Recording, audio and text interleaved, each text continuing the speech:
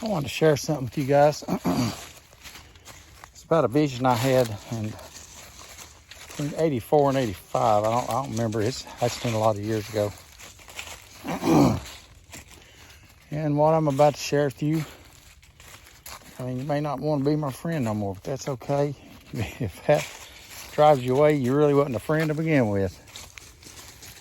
And I'm more interested in trying to please Jesus. I don't have a lot more days on this earth. And I'm going to tell you, most of us may not if he comes back soon. So I'm going to share it anyway because I feel that it should. And you can ask, I don't see Ken very often. Ken Thacker, he's been more to me than a dad than my own dad was. And huge spiritual dad. Anyway, he was at his church. I used to be the music leader there, and I played guitar. And so one night at service, while I was still playing the guitar, most of the songs had already been played. I think this was the last song. And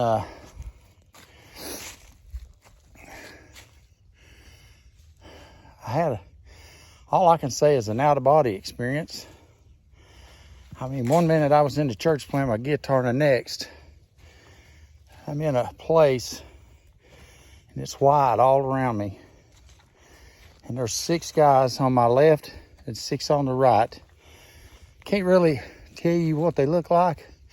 I mean, they were guys, they were men, dark hair, black beards, but they wasn't the ones I was paying attention to. When I looked, and they weren't wearing white robes. They were wearing, I guess, gray robes. But in the middle of them, away from me, stood Jesus. Nobody had to tell me who he was. I knew immediately that it was Jesus. And his gown, her robe, was pure white. I mean, it looked like it was emanating light. And as soon as I seen him, didn't care about the guys on the sides. He meant nothing to me. So he like beckoned with his hands, come to me. And when he did that, I started to run to him. I felt such a love. It just can't be explained. And I just, as I took about 3 steps, and immediately I knew I was unworthy to touch Jesus. I mean, I fell on my face. I didn't even look at him. I said, Lord, I'm not worthy to touch you with my hands. And suddenly, I felt his hands touch both of my shoulders, and he lifted me up like I didn't weigh anything, like I was made out of a cloud. And he wrapped his arms around me and embraced me like a father should embrace their son. And I felt so much love from him that I cannot explain it. And he whispered in my ear, "You're worthy." And something in my spirit said, "Oh, I'm not worthy." But I understood what he said. When you're wrapped up in Jesus, that's the only way you're going to be worthy.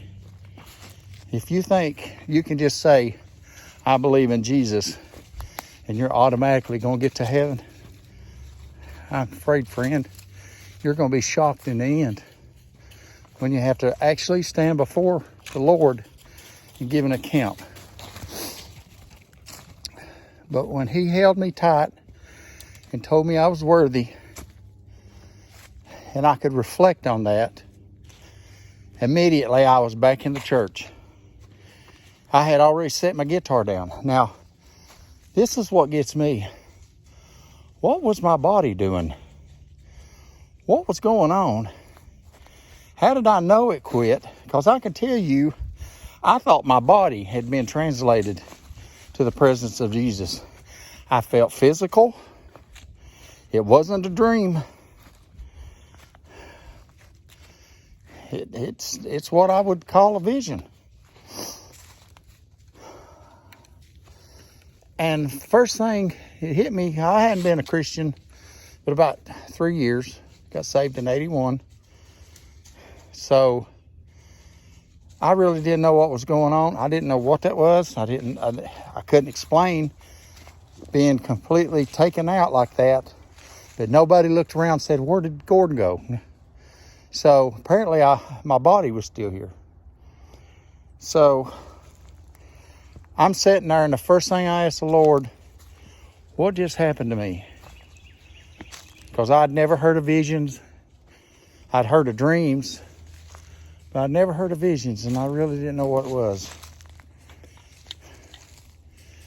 And as soon as I said that, the pastor was beginning to preach. He was reading out of the scripture when suddenly he began to speak in tongues.